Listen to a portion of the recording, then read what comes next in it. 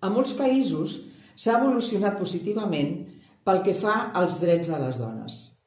Però no hi ha prou amb eliminar de les lleis les discriminacions per raó del sexe. La realitat social segueix situant les dones en una posició de desavantatge, que es tradueix en una menor participació en l'àmbit públic i, per tant, en la presa de decisions.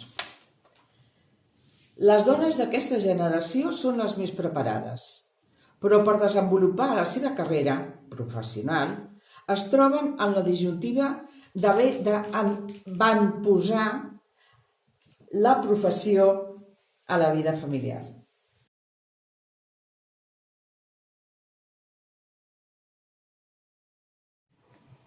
Després d'aconseguir les lleis d'igualtat entre homes i dones, recomanem a les noves generacions que s'inicien en l'àmbit laboral que valorin més el que fan, que s'empoderin i que lluitin per allò que volen aconseguir, que conquereixin els llocs de treball destinats fins ara als homes, però des d'una perspectiva de dona.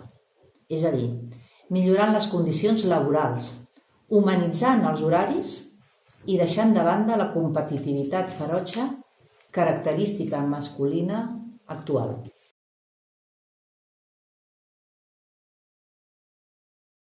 Bé, com a música, què recomanem?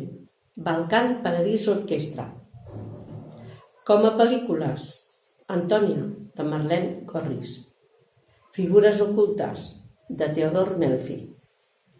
Com a llibres, L'hora violeta, de la Montserrat Roig, Cau de llunes, que és un llibre de poemes de la Maria Mercè Marçal, Feminisme de butxaca, de la Belle Olive, i per últim, Vinyetes, de Lola Vendetta.